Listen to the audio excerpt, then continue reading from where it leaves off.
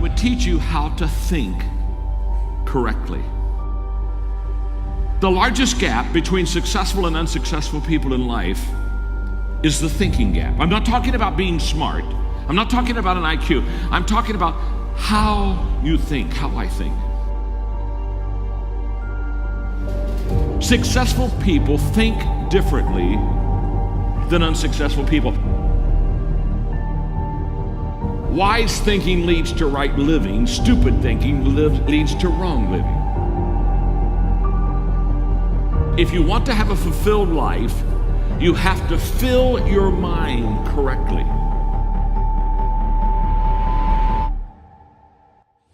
Right now, you need to focus on today. And what I realized so many leaders don't understand is that truly today matters. And we overestimate what we can do tomorrow. We over-exaggerate what we did yesterday, but we underestimate what we can do right now. The only time you have, the only time I have, is now. So the question for all of us is, what am I doing with now? The great leaders, they're present in the moment, and because of that, they maximize the moment. So if you're tempted to take that faraway glance, well, glance. But get right back to the present moment. Because today you're preparing to make tomorrow a success.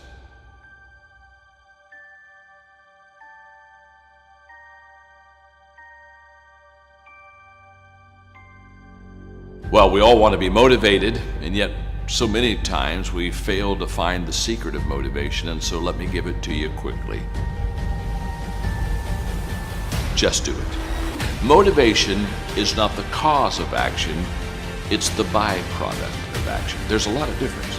If I think motivation is the cause of my action, then I'm going to wait to be motivated before I do something. But if I realize it's the byproduct of my action, then I'll start doing something. And then guess what? Motivation will come up and zap you, and all of a sudden you feel good and you're glad you're doing it. And you're saying, wow, this is truly wonderful. So let it be the byproduct of your life. Don't let it be the foundation for the actions that you take in your life.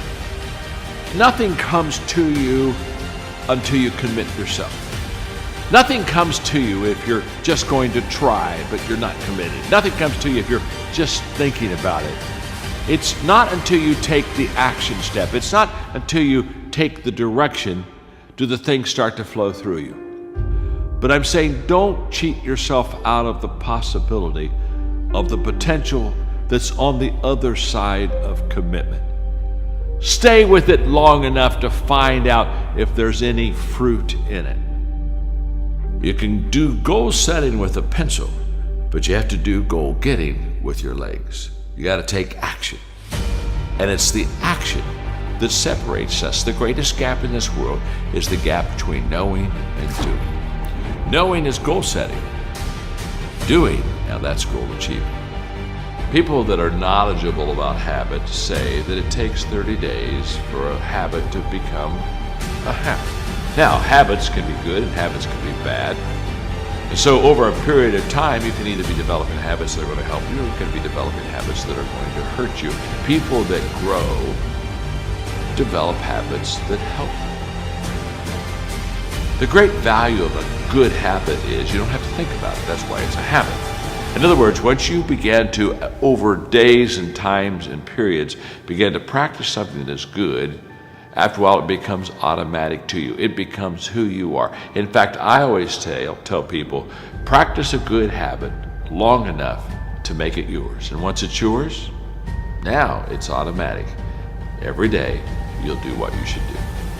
Often I have the expression that everything worthwhile is uphill. That's a fact. You've never heard someone talk about accidental achievements. You've never heard someone that got to the top of the mountain and somebody asked them, how did you get there? Kind of look confused and say, I have no idea. They know how they got there. The reason they know how they got there is because they had to walk all the way up the mountain. Nobody lifted them. There were no shortcuts. There's not an elevator. There's not an escalator. It's all effort that gets you to the top of the mountain. What I want you to understand is that inspiration does a lot better when it's coupled with perspiration. There are a whole lot of people, they want to be inspired in great things, but they don't want to do the hard work to achieve those great things. It's not either or, it's both and. So I really trust today that you will just kind of roll up your sleeves, look at something you haven't tackled for a while, dive in. You'll be amazed that once after you do the work, you get inspired. Don't wait to get inspired before you do the work.